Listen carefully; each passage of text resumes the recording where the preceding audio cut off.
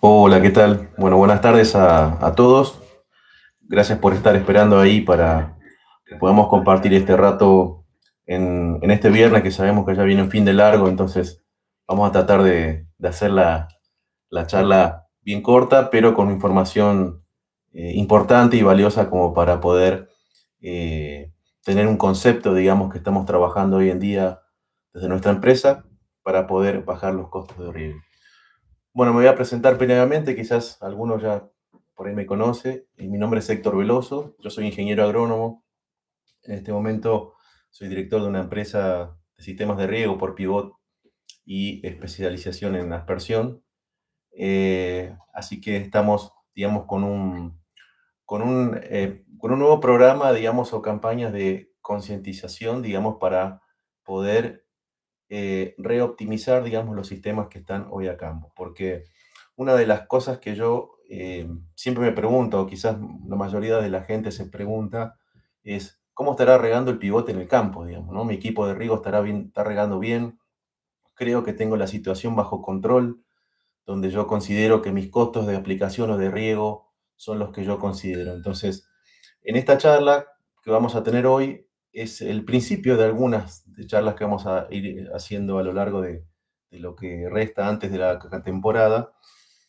Vamos a hacer la siguiente modalidad. Yo voy a hacer la presentación de algunas diapositivas.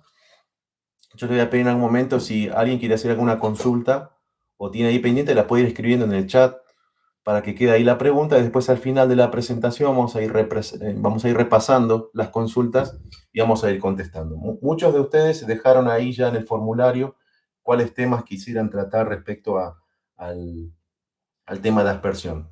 Ahí vamos a tratar de aclarar las dudas que tengan y más allá de esto. Después, al fin de la presentación, también vamos a abrir los que quieran por ahí, abrir el micrófono y hacer alguna consulta, la podemos hacer así en vivo y ver si la podemos contestar, ¿sí?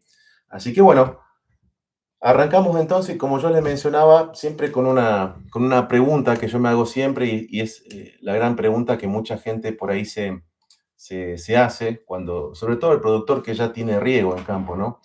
Entonces, que lo hemos nosotros visto en varias zonas de Argentina, no solamente en un punto en particular, sino en todos lados, es, ¿está seguro de que el pivote riega como usted cree? Digamos, una pregunta no directa, pero digamos es lo que nosotros consideramos que a veces el productor, cuando llegamos a campo, lo considera. Entonces, uno va a ver, ve que el equipo de riego está trabajando, ve que todos están funcionando, pero realmente la mayoría de los productores, como dice ahí, responde que sí, que está seguro que el pivote riega como usted cree. Algún porcentaje dice que cree que sí, que también es válido, digamos, porque creer que sí y estar seguro también puede ser alguna de esas respuestas. Entonces, acá lo que vamos a poder considerar es que cuando nosotros vamos a campo a hacer las mediciones, evaluaciones, nos encontramos con una situación que por ahí el productor la ve de forma distinta, ¿sí?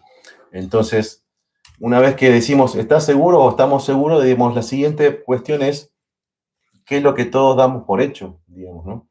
Entonces, en este caso es, como bien mostraba esa imagen, uno ve que el pivote está regando, que el pivote sale agua, pero eso no a veces considera el concepto de cómo está aplicando el agua, ¿sí? Puede que esté regando de esta manera, como se ve ahí en la imagen, o puede que esté regando de esa otra manera.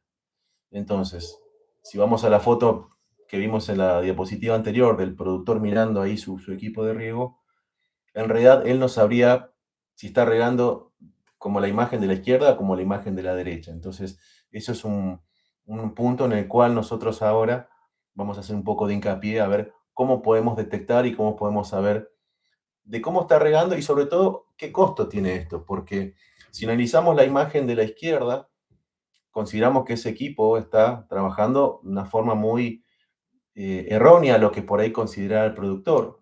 Y en la parte de la imagen derecha se ve una cuestión más uniforme, digamos, ¿no? Hay varias cuestiones que por ahí podrían llegar a decirnos, bueno, depende en qué zona está, cómo se riega, que esto, bueno, son zonas similares donde el riego inclusive es complementario, pero lo que realmente vamos a hacer la gran pregunta es, cuánto me está costando regar el equipo que está a la izquierda y cuánto me está costando regar el equipo que está a la derecha, digamos, para obtener los mismos resultados. Entonces, vamos a ir acomodando los distintos conceptos como para después del final determinar, digamos, cuál de esas condiciones son las que no queremos en el campo, ¿sí? Entonces, ¿está regando como debería? Y es la gran pregunta. No, la mayoría cree que sí, pero después cuando evalúas los resultados nos encontramos con otro escenario. Una de las cosas que nosotros notamos y que por ahí da como una especie no de sorpresa, pero digamos como información, como diciendo, mira, ¿por qué es tan importante el tema de que la aspersión esté en buenas condiciones, digamos, ¿no? Entonces, no sé si la mayoría sabía que aproximadamente en un promedio de pivote de entre 7 a 10 tramos, los últimos 3 tramos más el voladizo representan más del 50% del área que yo estoy irrigando, digamos, ¿no? Entonces, fíjense cuán importante o cuán, digamos, clave es que esa parte del riego esté funcionando bien. Entonces, esto habla a las seguridades de que yo tengo que condicionar, de que mi aspersor o mi equipo, digamos, mis aspersores estén trabajando correctamente, sobre todo en las últimas partes de los equipos, que son los que más superficie recorren, porque impactaría de forma directa, digamos, en mi rendimiento. Entonces, esto es un dato que hay que tener en cuenta y no es un dato menor. Cuando uno ahora vaya al campo, se da cuenta cuando esté caminando por los últimos tramos, son la parte clave, digamos, del tema de irrigación, sobre todo el tema de riego por pivotes. Entonces, teniendo claro este concepto de lo importante que sería decir, bueno, entonces, ¿por qué los últimos tramos son los que representan tanta área de mi superficie regada? Entonces, esto es una cuestión, digamos, de la forma, digamos, ¿no? Que tiene el pivote, la forma concéntrica de anillos. Lógicamente, cada anillo que está representado por cada uno de los tramos va siendo más grande que el anterior, entonces la superficie que abarca es mayor. Por eso, si uno va considerando los últimos tramos, en promedio, digamos, los 3 últimos tramos más un voladizo de 25 metros son los que abarcaría aproximadamente un 50%, un poquito más del 50%. Y mientras el equipo sea más chico, también esto se considera que es inclusive mayor porque, digamos, tenemos menos área total, digamos, ¿no? Entonces, esto es un poco a colación de decir, bueno, qué importante es entonces tener en cuenta de que todos los factores del pivote funcionen bien, tanto la parte mecánica como la parte eléctrica, pero ¿cuántas veces realmente miramos o el productor mira cómo está regando la última parte de su equipo, ¿sí? Entonces, eso es uno de los puntos claves que queremos por ahí aclarar acá. Bueno, ahí como menciona el área de más impacto, es como más del 50% de la superficie regada está en los últimos tramos, es donde más atención yo tendría que considerar a la hora de evaluar cómo está regando el equipo en el campo, digamos, ¿no? Entonces, ahí, una vez que tenemos este concepto, ahí ponemos una idea, y entonces, ¿por qué tratamos a veces el primer tramo como el último? Así como son anillos concéntricos y la superficie va cambiando a medida que yo me alejo del centro, entonces la situación es distinta. Por ejemplo, en el primer tramo, al estar cerca del centro, el área que recorre es mucho menor. Inclusive tal es así que la velocidad, digamos, de avance es casi a veces imperceptible, digamos, del primer tramo, sobre todo cuando estoy regando con láminas altas, digamos, ¿no? Entonces, también ahí en los primeros tramos yo tengo una situación de presión mayor al resto por el hecho de que está saliendo prácticamente a la salida de la salida de bomba ya está directamente con la presión llena, hablemoslo así, del primer tramo. Entonces, eso tenemos ahí. Y el potencial de uniformidad tendería a ser mejor porque yo estoy con todas las condiciones que me permitirían poder trabajar con la presión necesaria. Ahora, también está la consecuencia de decir, bueno, está bien, hay muchas veces que yo quito bajantes del primer tramo por cuestiones operativas, porque para que no se junte agua, no se haga barro, habitualmente cerca de la pirámide uno va con la camioneta o para un tractor o va a cargar gasoil, entonces a veces es práctico y más prolijo sacar algunas bajantes, digamos, para una cuestión operativa, pero después nosotros, cuando hacemos la carta de aspersión o hacemos el diseño de aspersión, se consideran unos parámetros del por qué es necesario a veces sacar algunos aspersores para no estar en una situación de sobreriego en un área que quizás no lo necesite. Entonces la situación uno es los tramos que están cerca del centro. Entonces, como dice ahí, tienen menor superficie y tienen situaciones que por la uniformidad puede llegar a ser más favorable, digamos, ¿no? El tema de los últimos tramos, más el voladizo como está lejos del centro, entonces la superficie que recorre es mucho mayor, tenemos menor presión disponible por cuestiones lógicas ya de diseño de la máquina, la pérdida de carga que genera la propia circulación por la parte interna de esa tubería, que va variando con el largo de los años, ¿sí? El coeficiente de rozamiento que nosotros consideramos a la hora de hacer un diseño de aspersión, consideramos ya un coeficiente de un equipo que pueda tener unos 5 o 10 años, donde la rugosidad interna, por cuestiones de calidad de agua o por el propio material, hacen que aumente un poco la pérdida de carga. Entonces, siendo un poco más conservadores, tomamos un coeficiente como para ver con qué presión se llega al final.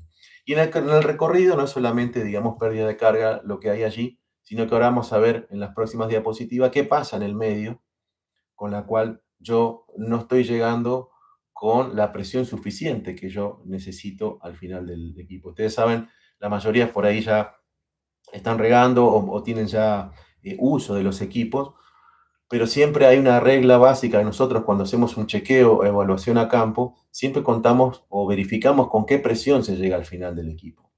El último aspersor tiene que tener un parámetro de diseño determinado de presión para que pueda satisfacer los requisitos hidráulicos del aspersor. De esa manera yo estoy asegurándome de que mi equipo está regando de forma uniforme, ¿sí? Si eso no es la situación que se da o no es la situación ideal, entonces ahí hacemos la evaluación de qué es lo que está pasando en el medio, de que no estoy considerando la presión de entrada. Seguramente ya se están imaginando los que trabajan ya con equipos de riego y sobre todo con muchos, dónde puede llegar a estar el factor para que esto no pase. Entonces vamos a compartir ahora más adelante esto. Entonces, ¿qué consideramos viendo esto del primer tramo o al último? Lo que estamos viendo nosotros que la situación, digamos, o lo que se está dando acá es una situación con otras condiciones. Entonces, tanto lo que sucede en la aspersión en el primer tramo como en los últimos tramos no son las mismas. Entonces, ahí es donde hay que tener mayor atención y mayor evaluación de cómo hacer la carta de aspersión de forma correcta para que esto esté de forma uniforme. Entonces, avanzando con esto, entonces ahí hacemos otra pregunta, que esto es un poco de repaso para algunos, o quizás son conceptos que a mí me gusta repasar porque, digamos, todo el contenido, digamos, que vamos a ver a lo último, cierra con todos estos recordatorios de cómo son los conceptos del tema de aspersión. Nosotros consideramos como una buena aspersión, si vemos acá un equipo pivote, digamos, lo que vamos a ver es, lo primeramente que nosotros consideramos es el caudal, digamos, ¿no? El caudal necesario para cada equipo va de la mano de lo que eroga el pozo, la superficie del pivote, cuánta lámina de riego se quiere aplicar. Entonces, con toda esa información, nosotros ya sabemos o el concepto de qué diseño va a tener esa carta de aspersión, ¿sí? Luego, el tema presión, digamos, una presión indicada o presión correcta para cada uno de los tramos. Eventualmente nosotros, los productores que trabajan ya con equipos de riego, ven principalmente la presión que marca el manómetro en la pirámide, ¿sí? Pero esto hidráulicamente nosotros consideramos también las diferentes presiones en los tramos por los diferentes tipos de pérdida de carga. En un análisis más exhaustivo, esto a veces lo consideramos como para hacer una aplicación. Sobre todo nos pasa a veces en algunas empresas semilleras que necesitan una auditoría un poquito mejor respecto, o más precisa, mejor dicho, del tema de aspersión, se hace la medición de presión y caudal en cada uno de los tramos. Entonces ahí estoy considerando que esto, el equipo está entregando el agua como se diseñó. Después el tema de la evaluación de uniformidad a través de las diferentes metodologías, sobre todo la metodología Cook, que se usa a campo para poder medir la pluviometría o la uniformidad, ya es un tema ya de campo que cada metodología se adapta a diferentes situaciones. Entonces, pero digamos, acá lo que estamos hablando básicamente es cómo el agua es entregada por parte, de este caso, el piodo, la aspersión para la cual fue diseñado. Entonces, la presión correcta es clave para que esto funcione, ¿sí? Entonces, después el siguiente punto es la uniformidad. sea, la uniformidad que implica aplicar el agua pareja, aplicar la misma lámina desde el primer aspersor hasta el último, ¿sí? Que va de la mano, lógicamente, del tema de presión, ¿sí? Todo esto está concatenado, digamos, ¿no? Caudal, presión, uniformidad. Uno de los puntos para seguir es el tema del solapamiento. ¿El solapamiento qué implica? Acá está graficado, es cuánta superficie mojada proyecta el aspersor anterior o el siguiente en la sucesión, digamos, de aspersores del principio al final. Entonces es cómo se sobreponen o cómo se solapan las aspersiones para generar una uniformidad en campo, donde a mí me permita que la lámina aplicada de riego se mantenga de forma uniforme desde el principio hasta el final. Los parámetros o las condiciones ideales de uniformidad para un sistema de aspersión por pivote, tendríamos que estar hablando hoy con la tecnología que hay de aspersión, estamos alrededor de entre un 93 y un 94% en condiciones normales de utilización. Quiere decir que son una zona que no haya viento, en la zona que, digamos, el pivot sea de altura estándar. Entonces, eso hoy en día estamos hablando de esos parámetros en cuanto a la uniformidad. Después el tema eficiencia, ya es otro punto que sí se mide, digamos, a campo con el tema de los sistemas, de los vasos, de pluviometría, del sistema Cook. Ahí vemos la eficiencia, habla directamente de que cuánta de esa agua que está saliendo del aspersor llega realmente a la planta, ¿sí?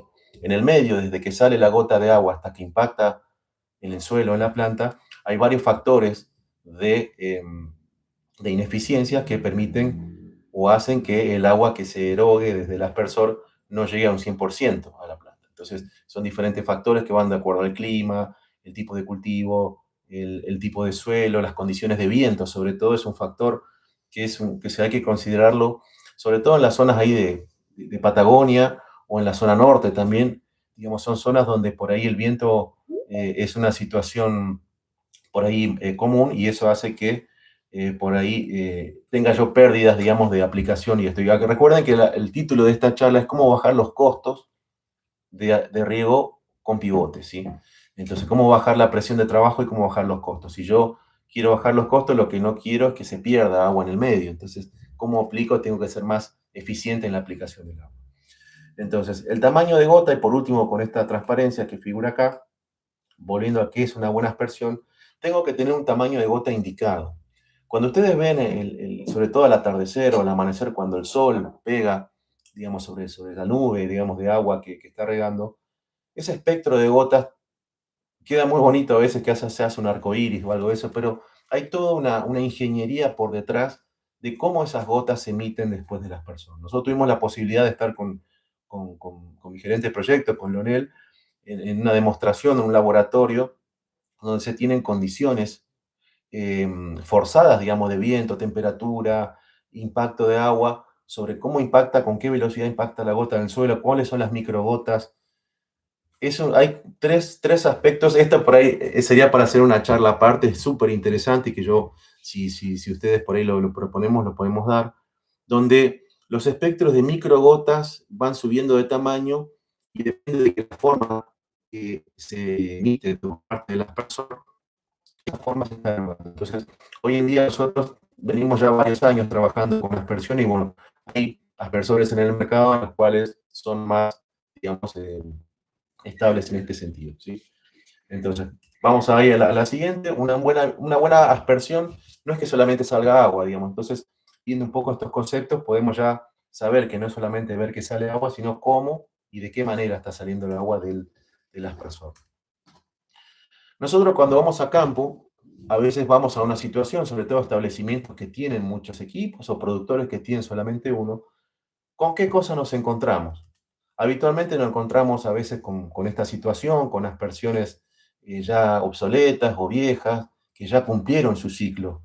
Digamos, estas aspersiones, en su momento, con ese tipo de tecnología, era lo que había, lo mejor que había en ese momento, sin tener otras condiciones en cuenta, digamos, ¿no? Encontramos con ese tipo de aspersión obsoleta que genera este tipo de situaciones que ustedes ven allí, una aplicación de su uniforme, digamos, ¿no? Si pudiéramos decir, cada uno de esto está aplicando, fíjese, el primer tramo habíamos mencionado que las condiciones son diferentes a los últimos tramos. Esta foto creo que es lo que muestra más que nada allí. Hay otros factores, aparte del tema aspersión, acá debe haber otro inconveniente que está pasando, pero eso ilustra bastante bien de lo que hablábamos, en qué situación nos encontramos. Boquillas desgastadas, quemadas por el sol, a veces faltantes, digamos, inclusive en algunos lugares bajantes que no estaban y se habrían perdido hace un tiempo en el campo, porque esto quizás el equipo va y como está lejos del centro, uno no lo ve y bueno, esto pasa. Y la verdad que pocos lugares, cuando uno ve el chorro de agua, evidentemente va a ver qué está sucediendo, pero a veces nos encontramos con esa situación.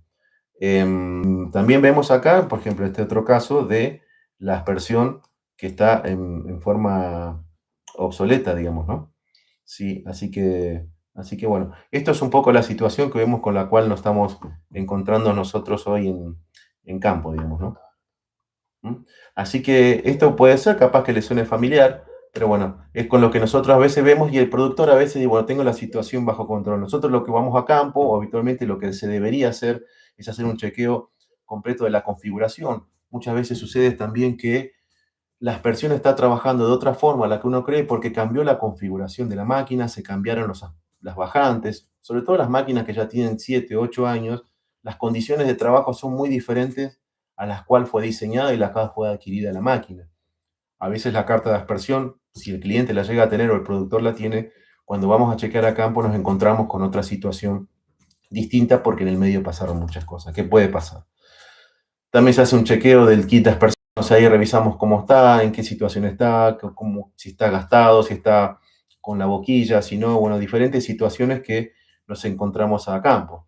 Se tiene que hacer un chequeo de la máquina también de presión y caudales actuales antes de poder evaluar si realmente el equipo está en condiciones para poder tomar la nueva situación de poder trabajar a menos presión. Primeramente se hace un chequeo inicial para ver si todo esto, porque es válido decir que eso lo deja adelantar un poco lo del final, pero no todos los equipos se puede hacer la condición de que puedas trabajar a menos presión, por condiciones que ahora vamos a ver, digamos, ¿no? Por eso es importante el chequeo que hay que hacer previo o análisis previo a la hora de poder determinar si podemos hacer una optimización para baja presión. Medimos el caudal o se puede medir a campo el caudal con diferentes metodologías. Creo que hoy en día lo más práctico es tener los caudalímetros ultrasónicos, digamos, ¿no? Porque es un sistema que no es invasivo, perdón, que no es invasivo, te da la lectura en tiempo real, digamos, ¿no? Entonces es bastante preciso de poder hacer. Es portátil, nosotros para ir a campo, digamos, y cuando los equipos por ahí están regando, o hay que prender o encender bombas, es lo más práctico que el viejo método de poner el tubo con el caudalímetro a hélice, que digamos que por ahí es la metodología que había hace un tiempo, pero hoy en día lo medimos de esa manera. Entonces, una vez que hacemos todo el chequeo, ¿qué es lo que buscamos optimizar? Si no, no sí el pivote, porque la máquina está, pero sí, digamos, cómo hacer la distribución del agua, ¿no? Entonces, con esto, nosotros le mencionábamos, fíjense que en el caso de esto es chequear que sabemos que, bueno, desde como las condiciones del primer tramo, ahora ya sabemos, son distintas a las de los últimos tramos, entonces lo que se hace es optimizar o chequear, digamos, que la distribución del agua se dé en forma correcta. Y con esto va con el tema pluviometría. La pluviometría no es más que nada que las boquillas que tienen instalado cada uno de los aspersores en el lugar indicado. Porque puede pasar que a veces por situaciones que se da a campo, puede ser que se pongan boquillas un poco distintas o se cambien de lugar o se cae un aspersor y lo ponemos en otro lugar. Esto es importante también que el operador de campo o la gente que ande a campo donde hay sistemas de riego, sobre todo por pivote, que avisen o tengan consideración de si, bueno, mira, puse acá, cambié una boquilla porque la situación de la máquina va a cambiar. Y eso, bueno, con el apoyo nuestro, de las empresas, digamos, que los atienden, los pueden apoyar como para chequear si esto está correcto o si esto está pasando en la forma en la que creemos que está trabajando. Entonces, fíjense que ahí en ese gráfico lo que se ve, digamos, es nosotros lo que buscamos cuando hay una deficiencia en un sistema en el cual no está optimizado, es los milímetros que yo considero ahí que están representados por los cuadraditos negros, ¿sí? Entonces, fíjense cómo al estar en un sistema desbalanceado que nosotros llamamos o desconfigurado, hacen que la aplicación de agua sea distinta a lo largo de toda la máquina, ¿sí? poniendo quizás agua en exceso a los primeros tramos, como esa foto que vimos en la diapositiva anterior, donde esa agua en exceso está faltando en los últimos tramos. Recuerda nuevamente el concepto. Más de la mitad de la parte del lote que yo estoy regando está en los últimos 3 tramos más voladizo. Entonces, esto es, si me estoy echando agua por demás, me va a estar faltando al demás. Entonces, hace que la línea roja estaría representando la lámina de riego que yo quiero aplicar. Este es un ejemplo, digamos, ¿no? Entonces, si yo estoy regando de esa forma desbalanceada, estoy lejos de llegar a mis milímetros que yo quiero aplicar. Una buena carta de distribución o una buena aplicación u optimización de aspersión se mantiene, digamos, que los mismos milímetros tienen que ser desde el primer tramo hasta el último. Entonces, eso, digamos, ya ahí tengo un concepto de un sistema balanceado que a mí me da la certeza de que yo estoy regando los milímetros que yo estoy considerando a lo largo de toda la máquina. Independientemente del área que sea, puede ser un pivote de 20 hectáreas, uno de 80 o una de 200 hectáreas. Este concepto es el mismo, ¿sí? Obviamente los parámetros de diseño se van a adaptar al área que tiene. Entonces, esto es muy importante también considerar que ciertos factores pueden cambiar en el campo de por qué la lámina, por qué el sistema está desbalanceado. Uno de los factores que puede ser también que se haya cambiado la bomba o la bomba se haya desgastado o sean otras condiciones de trabajo las cuales hacen que el caudal haya variado en más o en menos y esto también hace que la situación cambie. Entonces, por cada vez que ustedes noten alguna diferencia o haya algún cambio o un evento de esto, es importante que esto lo hablen con su representante o con su técnico o en este caso nosotros, les podemos dejar nuestros datos también para consultas y todo lo que ustedes necesiten, para ver cómo se hace una nueva carta de aspersión. Entonces, eso, digamos, es súper importante porque si yo tengo algún cambio en este parámetro, el sistema estaría regando a ciegas, digamos, ¿no? No sé qué, yo creo que estoy aplicando algo cuando en realidad no es así y lo voy a notar después a la hora cuando la cosechadora empiece a marcar las diferencias que hay al final del lote, voy a estar dando cuenta de que algo está pasando. Entonces, con todo esto que vimos, decir, bueno, está bien, hicimos esto, pero entonces vamos un poco al título acá de la charla. ¿Cómo bajamos la presión de trabajo del sistema? ¿Sí? Entonces, todos estos conceptos previos yo los quería recordar y viendo, sé que hay muchas otras cosas en el medio que los minutos que tenemos para este primer encuentro es una parte resumida, digamos. Yo sé que esto por ahí son charlas que pueden ser 2 o 3 módulos de tema de aspersión, que es súper interesante, que después, si quieren, nos hacen las propuestas de los temas que quieren desarrollar, lo vamos viendo. Pero entonces, en este caso, ¿cómo nosotros hoy hacemos para bajar la presión del trabajo del sistema? ¿Por qué? Porque hoy en día en Argentina es caro regar. Nosotros tenemos la posibilidad de trabajar de norte a sur de este país. Yo tuve la posibilidad de trabajar mucho tiempo también en la provincia de Córdoba y notamos que el costo de regación por el tema de energía es caro. Es caro de regar tanto con diésel, es caro regar con energía eléctrica. Ahora está el sistema fotovoltaico también que hace un sistema híbrido, que bueno, eso ayuda también, pero digamos, hoy tenemos que estar preparados para ver cómo hacemos para que podamos bajar ese costo de energético. Entonces, hoy la tecnología nos permite desarrollar esto y poder ser parte, digamos, de esto. Entonces, ¿cómo bajamos la presión del sistema? Creo que todo lo que charlamos hasta ahora mencionamos muchos factores, pero no mencionamos uno, que yo siempre me gusta decir que es un protagonista que pocas veces se tiene en cuenta, que es como un actor de reparto, pero es importante en una historia, digamos. Acá pasa esto. Entonces, el elemento que por ahí menos pensamos y uno de los más importantes en hacer todo este sistema no es más que nada que el regulador de presión, ¿sí? Entonces, nosotros descubrimos los últimos 2 años con el foco y el estudio que estamos haciendo respecto a aspersión, cómo este dispositivo que está incluido en nuestro kit de aspersión es una de las cosas que uno las ve que están, pero no sabe qué pasa por dentro, ni sabe en qué estado está. Sí podemos notar nosotros que un aspersor por ahí aplica más agua porque hace un spray distinto, larga un chorro de agua, la boquilla se perdió, pero el regulador de presión es la parte que nosotros no podemos ver. ¿Por qué? Porque es un dispositivo que está cerrado y no nos permite ver o evaluar a simple vista si está trabajando correctamente o no. Y es un punto clave del sistema, ¿sí? La presión de mi sistema va a estar ejercida no solamente por la presión de bombeo, sino por la resistencia o el control que va a generar el regulador de presión. Esto si ahora se empiezan a recordar o a pensar ustedes, empiecen a ver cuántos años creen que tienen los reguladores que están en el campo con los cuales ustedes trabajan. Es muy probable que si no cambiaron la aspersión o es un equipo nuevo, es muy probable que esos reguladores tengan más de 5 años, 7, 8, 10 inclusive. Entonces yo hago todo mantenimiento de mecánico, de que el equipo funcione, cambio la pluviometría, actualizo el caudal, que eso está perfecto y está muy bien, pero hay un punto en el cual no se tiene en cuenta que me va a ser clave en el balance, digamos, o que el sistema esté correcto, que es el regulador de presión. ¿Sí? Entonces, ¿cómo funciona el regulador de presión? No es más que nada que un diafragma que permite pasar agua con un resorte, ¿sí? Este resorte está calibrado a diferente grado de dureza para que pueda ceder ante la presión, regulado a 10 psi, regulado a 10 psi, 15 psi o 6 psi.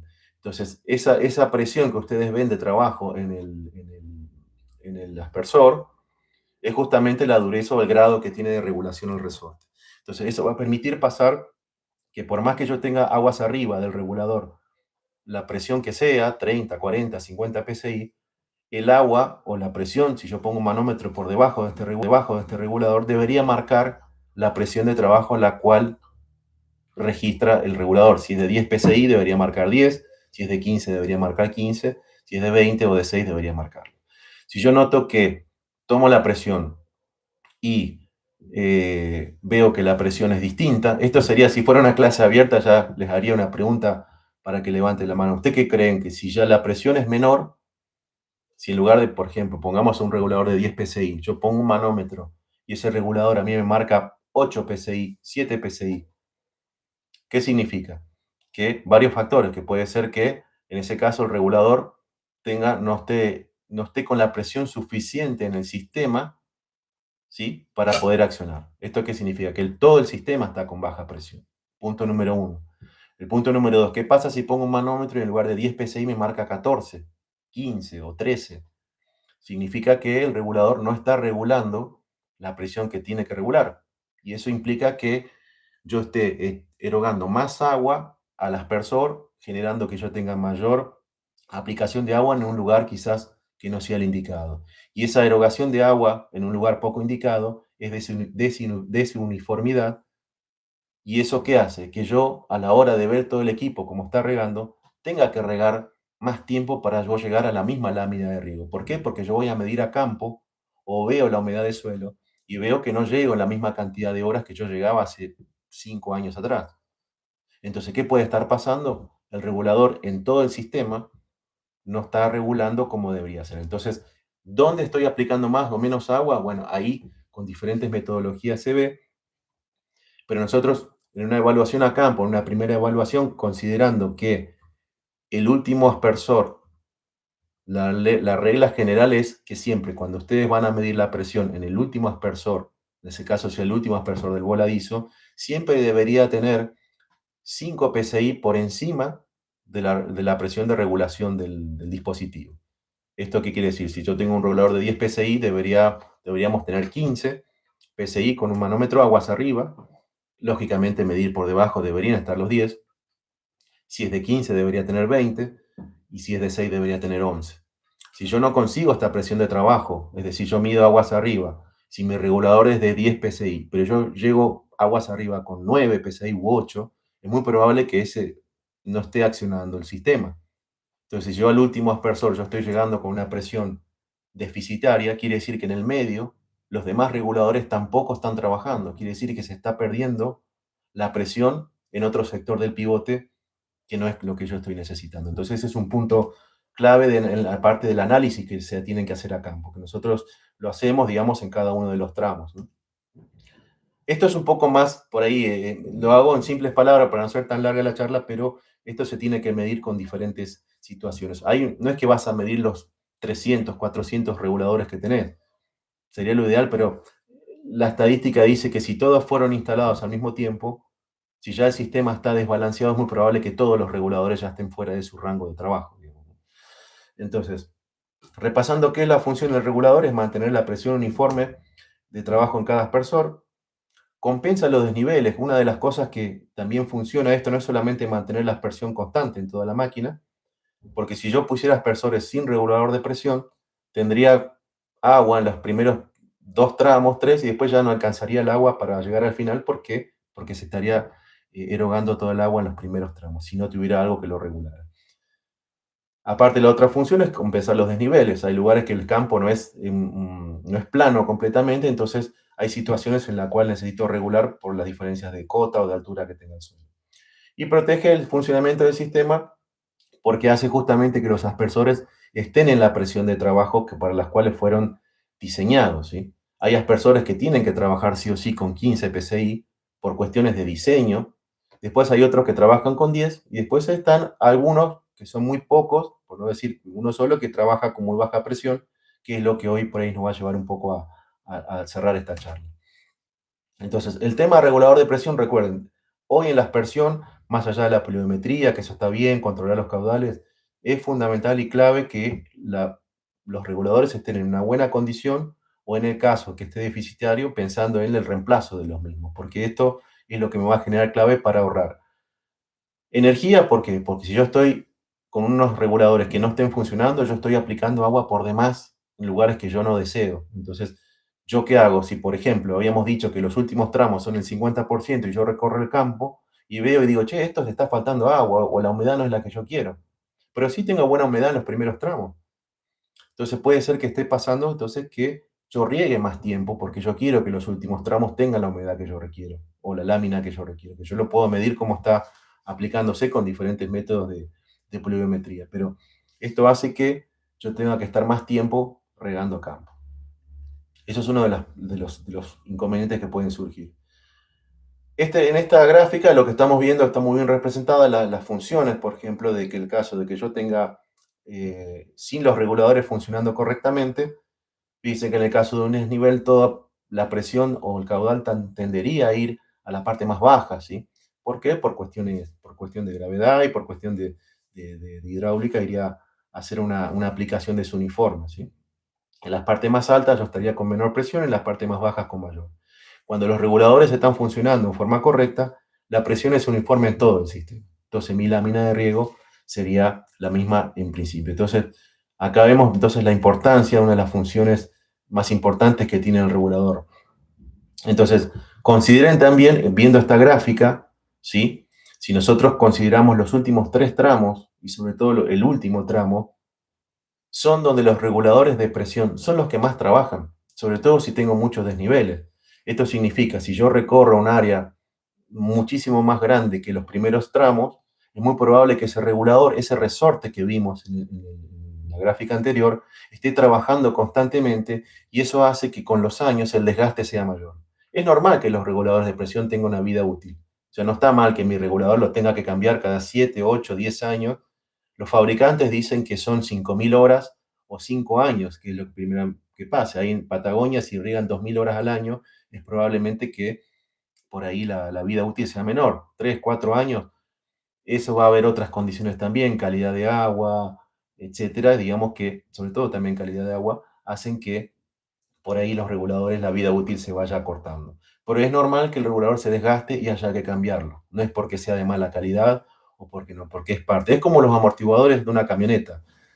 No es lo mismo andar en la ruta que andar a campo, digamos, ¿no? Es muy probable que en 10 años el que anda por ruta la camioneta sea mucho mejor el estado de amortiguadores que lo que anduvo en campo durante 10 años. Entonces, acá los reguladores de presión pasan lo mismo. Muchas prácticas que hacen muchos, que por ahí ya lo tienen en cuenta, cambian los reguladores de presión de los últimos tramos hacia los primeros, los intercambian para aguantar, digamos, un tiempo más o una temporada más. Pero en sí, digamos, ya el desgaste se va a notar en las mediciones y uniformidad. Entonces, fíjense qué importante, digamos, del componente de, de mi kit de aspersión, los reguladores, digamos, que es algo que decimos a veces no se le presta demasiada atención porque no se ve lo que sucede ahí. Entonces, como dice ahí abajo, un pequeño componente que controla algo fundamental, la presión de todo el sistema, porque la bomba va a estar sujeta, o la presión de trabajo de la bomba va a estar sujeta a la presión que requiere el sistema, que requiere el pivote. Entonces, de esa forma vamos a estar ahí viendo la importancia que tiene esto. Entonces, entrando un poquito de cómo podemos hacer Para hacer esto, lógicamente, tenemos reguladores de 10 PSI y tenemos hoy en día reguladores de 6 PSI. No es que esto hoy en día exista, esto el de 6 PSI hace pocos años, digamos, que está en el mercado de forma regular, ¿sí? Entonces, ¿qué significa esto? ¿Qué diferencias hay entre uno y otro? Como yo les había mencionado anteriormente, internamente el resorte que hace que el diafragma abra o cierra dejando pasar el agua tenga diferente grado de dureza y diferente calibración. Entonces, con el regulador de 10 PSI, ¿qué va a pasar? Yo necesito más energía o mayor consumo en mi sistema para poder trabajar de forma eficiente y uniforme. Y, lógicamente, si yo aplico un poco más de presión, tengo que bombear con más energía y el costo por milímetro se me va a tener un valor determinado. Yo creo que desde que yo estoy ya prácticamente hace 20 años que estoy con el tema riego, yo creo que el regulador de 10 PSI se viene trabajando ya en los últimos 15 años, digamos, no es lo que hoy va al campo y uno se encuentra con estos reguladores. No he visto todavía reguladores de 6, que es lo que nosotros hoy en día estamos trabajando y optimizando los sistemas para bajar los costos. Entonces, tener un regulador de 6 PSI o de menor presión me va a consumir menos energía de bombeo de todo el sistema, menor presión requerida por parte de mi sistema de bombeo y lógicamente menor energía implica menor costo por milímetro aplicado porque yo lo que necesito para mover esto es mucho menor. Entonces, hoy en día esta tecnología está disponible en el mercado y es lo que nosotros estamos presentando hoy.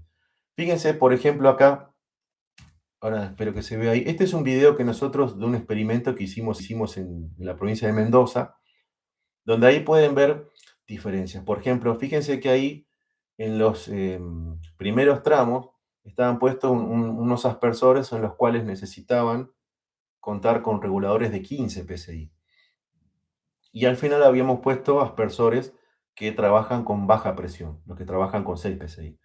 Entonces, ¿qué es lo que notamos ahí? Fíjense que se ve, es muy evidente el tema de la deriva por viento, digamos, ¿no? Fíjense que la proporción de gotas finas cuando uno tiene mayor presión, ¿sí? Porque el regulador que sea de 15 PSI significa que el chorro de agua que impacta sobre el plato o el aspersor va con una presión mayor y una velocidad mayor. Esto hace que la aspersión tenga gotas mucho más finas, digamos, ¿no?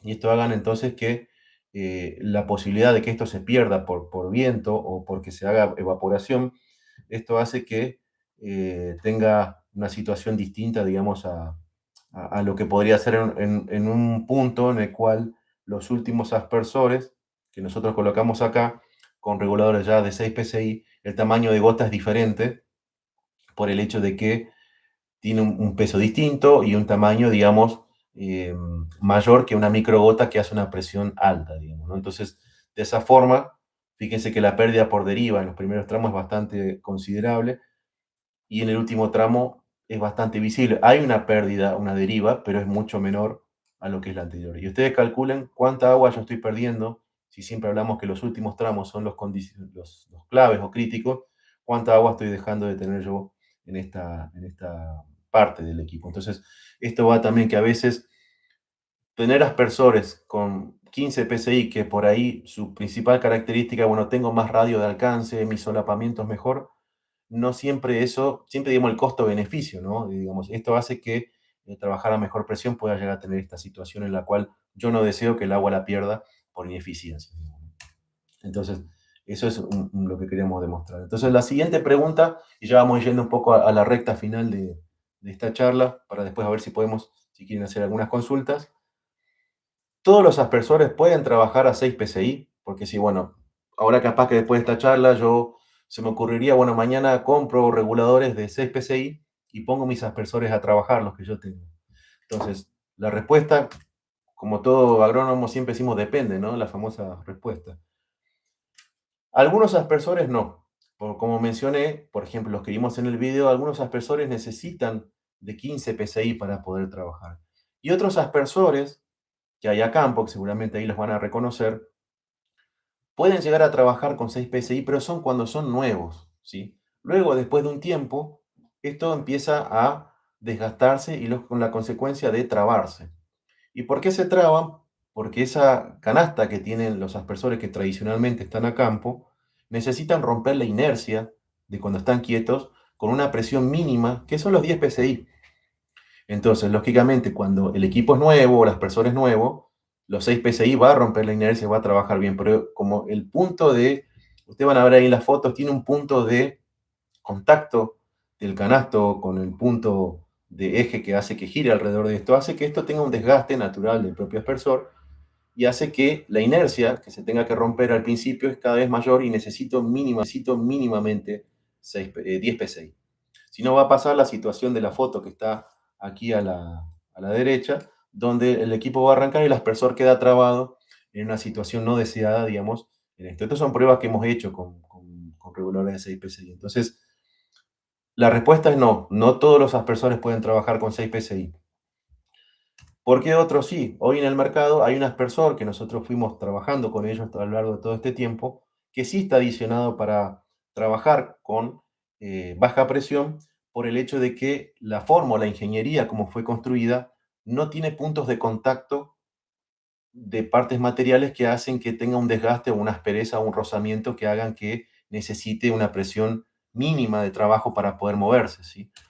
Entonces, en este caso, el aspersor con el que nosotros trabajamos, fíjese en la imagen allí, es un plato en el cual tiene un componente que está blindado, aislado en su cuerpo de aspersión, y luego el agua impacta directamente sobre él, ¿sí? No hay punto de contacto de una pieza superior y una pieza inferior. Esto me permite que a veces hasta cuando soplando el viento este plato se puede mover, digamos, imagínense con el impacto del chorro de 6 PSI, tiene una aspersión espectacular, digamos, en el tema de trabajo. Sin bajar, esto es importante, sin bajar la performance, ¿sí? Porque uno puede llegar a decir, bueno, si yo bajo la presión, entonces, ¿cómo cambia mi situación de aspersión? ¿Cómo cambia la performance? El aspersor no varía su performance, sí acorta un poco el radio de alcance, es decir, el solapamiento de alcance, es decir, el solapamiento se achica, pero disminuye en un punto prácticamente despreciable, porque cuando nosotros hacemos el diseño y vemos los desvíos que tenemos en cada uno de los tramos, ahí determinamos, digamos, que el solapamiento está en condiciones óptimas y esto con este aspersor está en condiciones óptimas y esto con este aspersor no hay, digamos, diferencias en cuanto a uniformidad. Entonces, ese es un punto clave por el cual la baja presión no siempre, digamos, es acorde a todos los equipos. Entonces, como le mencionaba, la ingeniería y construcción de este tipo de aspersor probablemente en el futuro haya más opciones, digamos, en cuanto a tener la baja presión, porque creo que es la tendencia a lo que va, sobre todo en países donde la energía, como acá para regar es cara, acá en Argentina, quizás me ha tocado la posibilidad de estar, por ejemplo, en México trabajando, donde la energía es tan barata que le da lo mismo regar con cañones a 7 kilos que regar con un pivot a 2 kilos. Yo cuando iba ahí a ver de cambiar los sistemas de cañón a pivot con todo el speech que tenía cada Argentina de bajar la energía de trabajo, en realidad el problema ya no era la energía, sino que era la parte operativa, es decir, los cañones versus los pivotes. Pero bueno, es otro punto en el cual nosotros acá estamos en un país donde regar, digamos, es clave para poder definir cómo es mi esto. Ya llegando, digamos, para el último, entonces, el consumo de energía, ¿cómo es en mis sistemas hoy en día a campo en Argentina? Yo tengo tres escenarios posibles. El primero con bombas con motor eléctrico, donde mis kilowatt hora pueden llegar a variar con variador de frecuencia o sin variador de frecuencia. La otra situación es la que se da en muchos lugares, donde yo tengo un motogenerador con una bomba mecánica, donde, bueno, mi costo son litros por hora de diésel que estoy gastando, y el motor puede trabajar a más o menos vueltas, o más o menos RPM. Y una nueva situación que también está, que es el tema del sistema fotovoltaico. Este último me parece clave o importante poder tener un sistema. Si yo quiero adoptar de cambiar alguno de los sistemas que tengo yo por sistema fotovoltaico, se vuelve clave bajar u optimizar la presión a baja presión a 6 PSI. ¿Por qué? Porque la carga que va a tener mi sistema es mucho menor y el sistema fotovoltaico, el tamaño del parque solar que yo tengo que armar va a variar a veces bastante. No el tamaño del parque solar que yo tengo que armar va a variar a veces bastante. No te quiero dar acá datos considerables, pero a veces el parque se puede disminuir en cuanto a poder trabajar con menor presión, ¿no? Entonces, esto es un punto también que hay que tener en cuenta. Quizás si alguno está pensando en poner algún plan fotovoltaico, considerar tomar esta nueva optimización a baja presión, porque eso le va a hacer una diferencia en la inversión inicial sobre todo y después, lógicamente, en el costo de energía para regar. Entonces, en el consumo de energía, el mismo riego con la misma menor presión y menor costos. Vamos a un ejemplo del motogenerador con la bomba mecánica.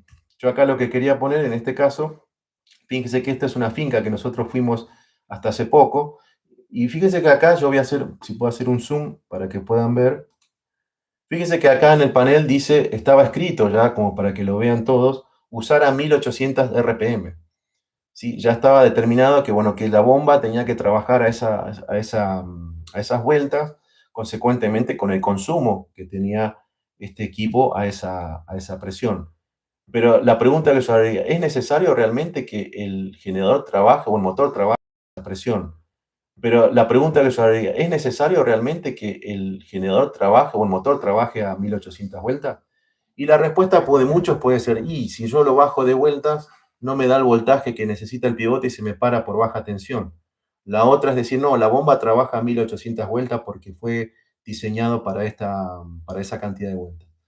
Todas las respuestas son válidas y la respuesta sería sí, puede ser, pero puede que se dé otra situación. Sabemos que los pivotes, yo he visto pivotes trabajando a 480 volts, ¿sí? Cuando el pivote trabaja a 380 volts y tranquilamente puede trabajar a 60 Hz, porque estos motores permiten trabajar a 60 Hz, que es lo que hacen que el equipo pueda tener otra performance, digamos, de movimiento, velocidad de la máquina, que es, bueno, es otro tema aparte, pero bueno, es importante también un equipo a 50 Hz no va a la misma velocidad que un equipo a 60 Hz. Entonces, eso, digamos, es importante. Y después la otra, la bomba es estas mecánicas, están fabricadas para trabajar en dos puntos óptimos, a 1800 vueltas y 1500 vueltas. Entonces, realmente es necesario, yo en este caso, que pueda usar a las 1800, y bueno, esto va a depender de una evaluación, digamos, ¿no? Por ejemplo, sin optimizar, este es un ejemplo donde no pongo valores porque, bueno, cada caso es particular y hay que analizarlo, y es parte, digamos, del enigma que tiene esto, digamos, ¿no? Si un motor a 1800 RPM estoy con una presión, por ejemplo, hipotética de 40 psi en la entrada y yo llego con 8 psi al final, por todo lo que venimos hablando, evidentemente algo está pasando que no estoy llegando con la presión al final. Este pivote tenía 10 psi, los reguladores, pero ni siquiera llegaba con la presión indicada. Entonces, yo estoy aplicando 6 milímetros, el productor quería aplicar 6 milímetros por día, con un consumo X, digamos, ¿no? Evidentemente hay que medir en cada uno qué consumo se tiene en litros por hora y el costo de ese combustible, digamos, para evaluar cuál es el costo horario que tenés de bombear a 1800 vueltas. La otra situación, con el sistema optimizado, lógicamente al bajar la presión del pivote o la presión del sistema, podemos llegar, esto es un ejemplo, digo, tómenlo como ejemplo, podemos llegar a bajar las vueltas del motor para que la presión de trabajo sea de 32 psi, para este caso, de este equipo, de este productor, donde yo tenga 11 PSI al final. ¿Por qué 11 PSI? Porque yo mis reguladores de presión que yo coloco son de 6 PSI, mi presión en el último aspersor debería ser 5 por arriba, por la regla hidráulica, y me quedan 11 PSI.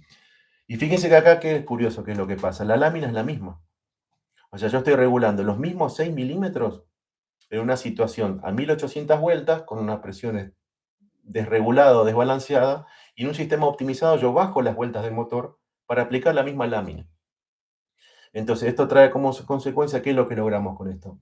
Menor presión, menor consumo y menor costo, digamos. El ahorro, un porcentaje, esto es muy propio de cada equipo. Por eso no quise poner un ejemplo, porque tenemos varias situaciones en el norte, en el sur, entonces, pero tengan idea, digamos, cómo se puede evaluar el tema del costo, cuánto yo me estaría ahorrando bajando las vueltas del motor.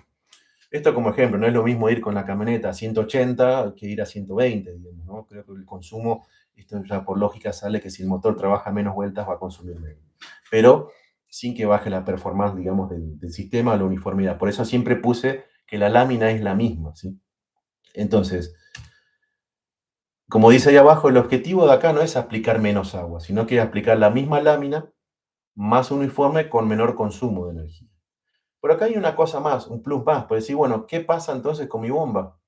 ¿Sí? Si yo bajo las vueltas, ¿cómo se comporta mi bomba? Eso lo vamos a ver un poco en esta diapositiva.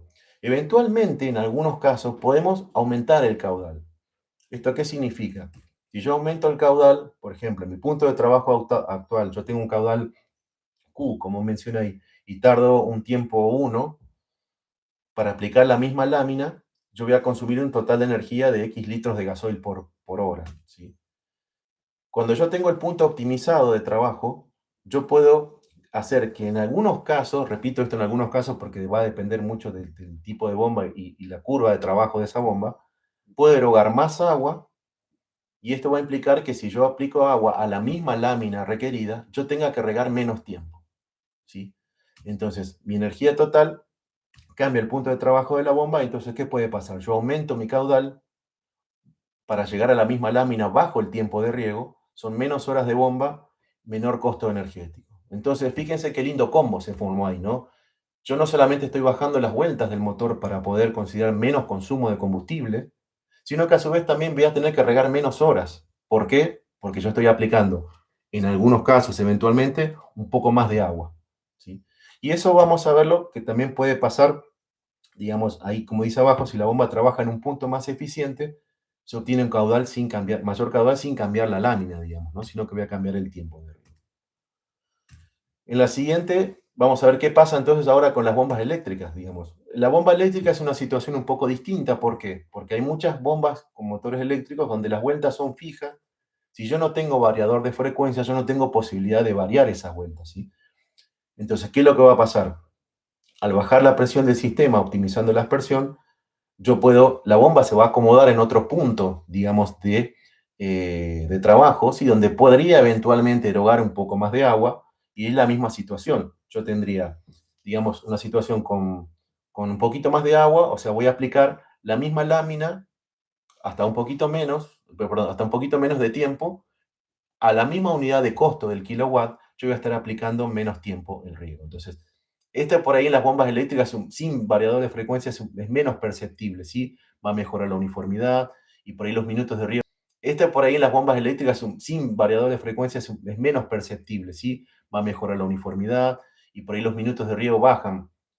Por ahí uno dice, ¿cuánto puede bajar? Y puede bajar 20 minutos, 50 minutos, ¿por qué? Porque eroga un poquito más de agua, pero en sí, digamos, en el tiempo, en la misma unidad de costo de kilowatt, mi eficiencia va a ser mejor, digamos, de aplicación. Cuando tenemos un motor eléctrico con variador de frecuencia, ahí ya es distinta la historia, es muy similar al tema de bajar las vueltas del motor generador.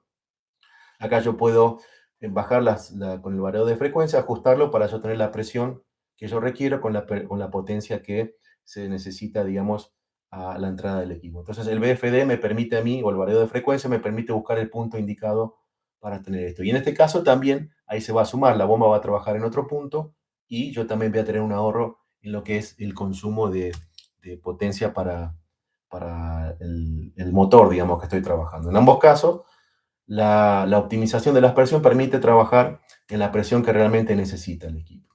Y acá vemos un poco, ya vamos cerrando el tema, yo creo que lo que estamos viendo es lo más importante, digamos, de esto, ¿no? Entonces, fíjense que todas las bombas tienen su curva teórica de fabricación o de fabricante, depende de la marca, pero todo el concepto es el mismo, de presión sobre caudal, ¿sí? Como es una curva, yo en una situación inicial donde yo tengo una presión base de 2,6 bar o 26 metros, ¿sí? Yo voy a estar con un caudal erogado de 220 metros cúbicos en este punto de la curva. ¿Qué pasa si yo consigo bajar la presión de trabajo del sistema porque optimizo la aspersión a trabajar con 6 PSI? Eventualmente la bomba, eso va a depender del fabricante, trabaja en otro punto de esa curva. Fíjense que la presión al bajar de 2,6 bar a 2,3 bar, tengo el caudal que a mí me erogaría según la curva de trabajo de 250 metros cúbicos, ¿sí? Entonces, fíjense que la longitud, todas las condiciones son las mismas. Lo que se hizo fue conseguir es bajar la presión. Por eso siempre hablamos que eventualmente, ¿por qué digo eventualmente? Porque después a campo hay que ir a medir esto, porque estas son las curvas de fabricación de la bomba. Lo ideal sería hacer una nueva curva con la bomba actual a campo, que esto es lo ideal, a veces no siempre sucede, pero nosotros, o cuando vamos los técnicos a campo, medimos las dos situaciones, digamos, ¿no? Cuando ya se pone la presión optimizada, se vuelve a medir el caudal para, lógicamente, ver cómo está trabajando. En la mayoría de los casos se eroga un poco más de agua, ¿sí? Ha pasado casos donde eran bombas muy grandes que la diferencia era muy significativa. Estamos hablando por ahí de ya de 70.000, 60.000 litros en bombas más grandes, digamos, ¿no? Pero bueno, esto ya te digo, este es el principio por el cual la bomba puede erogar un poco más de agua y en el sentido de que al bajar la presión pueda yo aplicarla a la misma lámina en menos tiempo. Todos los sistemas entonces tienen que ser evaluados individualmente, esto como para ir cerrando, y porque ya cada uno de los equipos tiene sus parámetros indicados. Digamos. El concepto que nosotros vemos es que, como vemos ahí, las cartas de aspersión o los desvíos o la especificación hidráulica, también consideramos los desniveles que tiene el suelo para hacer la carta de aspersión. Cada equipo y cada situación es distinta. Por eso es que nosotros lo que hacemos, o hay que hacer una evaluación a campo, ir al campo a chequear si no se tiene el consumo de que se tiene de cada motor, en el caso de los diésel, se hace una prueba, se mide por hora cuánto se consume, después con la presión nueva, bajando las vueltas, cuál es el consumo. Entonces, ¿qué es lo importante acá? Ver de, bueno, con este ahorro, dos cosas pasan. ¿Cuánto tiempo yo recupero la inversión? Porque la respuesta es, bueno, yo tengo que cambiar la aspersión, sí, pero en muchos casos, si la aspersión ya viene de muchos años y yo considero que la situación está desbalanceada o dudosa, por más que yo pueda medir y ver la pluviometría que me dé bien, siempre hay un poco de ruido en el medio. Cambiar la aspersión se agrega un beneficio extra, que me parece un gran beneficio, que es bajar el costo de aplicación de agua por el consumo energético menor, mejorar la uniformidad, ¿sí? Y aparte también tener, digamos, una situación controlada desde cero. Es decir, este es mi punto cero, yo a partir de acá puedo tener la evaluación concreta de cuánto me está costando regar hoy en mi campo. Sea un productor, sea una empresa, esto se comparte de la misma situación. Lógicamente, lo que queríamos por ahí dejarles con esta charla es el concepto, entonces, repasando un poco lo que se comparte de la misma situación. Lógicamente, lo que queríamos por ahí dejarles con esta charla es el concepto, entonces, repasando un poco lo que es la uniformidad es distinta o cómo se aplica el agua del principio, el primer tramo al último es diferente. El concepto de que el 50% o más del 50% del área que se riega está en los últimos tramos, eventualmente siempre en los últimos tres tramos, o casi siempre, puede que sean dos o cuatro, pero siempre en la última parte. La importancia de los reguladores de presión. Si al Estado también, supongamos que tengan ustedes una situación en la que no puedan hacer el cambio a 6 PSI, pero sí es importante optimizar lo que ya tienen, ¿sí? Para decir, bueno, mira, la verdad tu equipo está desbalanceado, pero esto con una medición a campo, haciendo nuevamente la carta de aspersión, reacomodando la carta, se puede mejorar la situación actual hasta tanto tenga la posibilidad de hacer el recambio. Con el recambio de aspersión, el repago que hay de esa inversión de cambios, yo les puedo asegurar que en lugares donde se riegan 1.000 horas o 1.500 horas, es prácticamente en el primer año se recupera la inversión solamente en gasoil, ¿sí? O ni hablar si, con la diferencia de rendimiento, porque a la hora de cosechar mi promedio de rinde, al ser uniforme, más uniforme y aplicar agua, sobre todo en los últimos tramos, de forma indicada, es muy probable que eso sea un combo, digamos, que vaya sumando a ser más eficiente y que mis costos, bajo el costo de riego más mayor producción, creo que dan los números como para decir, bueno, la verdad que la inversión se recuperó en mucho tiempo y tengo aspersión de esas características por lo menos para los próximos años, que estoy tranquilo de que estoy siendo lo más eficiente posible. Entonces, eso es lo que por ahí queríamos nosotros hoy transmitirle. Yo les agradezco, capaz nos pasamos un poquito del tiempo que queríamos hacer. Como yo le dice, bueno, mi nombre es Héctor Veloso, ya muchos los he invitado, nos conocen. Leonel es, bueno, quien trabaja conmigo, que es mi project manager, que es socio mío también de la empresa.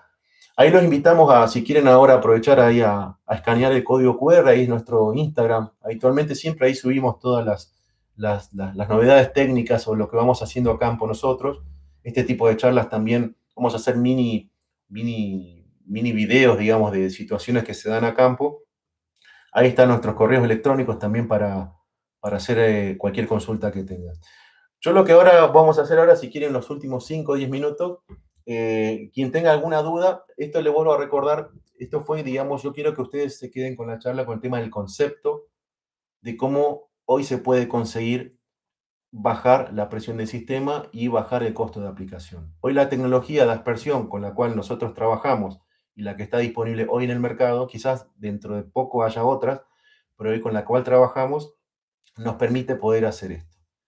Nosotros, ya le digo, es una situación de evaluación a campo y se define y se ve con el productor, mira, este es el análisis que a vos te va a permitir hacer este ahorro. ¿Sí? Si ya se tiene que cambiar la aspersión, se pone esta cuestión adicional de ahorro de combustible o de energía, más la posibilidad de tener un poquito más de agua. Y si en el caso de que las condiciones sea un motor eléctrico en el cual se tenga que cambiar, siempre va a haber un beneficio en lo que es mejorar la uniformidad, sobre todo con el tema de los reguladores de presión. Entonces, eso es un poco lo que queríamos transmitirle. Ojalá que, perdón que ya quizás no haya podido tener posibilidad de poder interactuar directo con ustedes, pero bueno, a veces estas situaciones son así. Ahora, si quieren, los invito, si tienen ganas, alguno quiere hacer alguna pregunta, puede activar su micrófono y ver si podemos aclarar la duda acá, y si no, bueno, la dejamos para aclararla en forma privada después para poder hacerlo. Así que estoy abierto acá si quieren hacer alguna consulta. No sé si están ahí o si no hay consultas, también por el chat lo que podemos hacer es, bueno, agradecerles una vez más la presencia, por ser viernes, puerta, un fin de semana largo. Prometemos que la próxima charla va a ser un día más de entre semana. Así que esto va a quedar grabado en YouTube, que se está transmitiendo ahora acá también, así que después la van a repasar en algún momento. Y ya les digo, vamos a estar en contacto para poder hacer difusión con esto y yo creo que como digamos, lo que buscamos es que regar sea la mejor forma que tenemos hoy de ser más eficiente, cuidar el uso del agua y que sea un gran negocio, digamos, para el productor. Así que bueno, no me queda más que agradecerle, despedirme y bueno, esperar que les haya sido placentero y siempre escuchamos sugerencias para poder tocar los próximos temas en más profundidad con el tema de aspersión, ¿sí?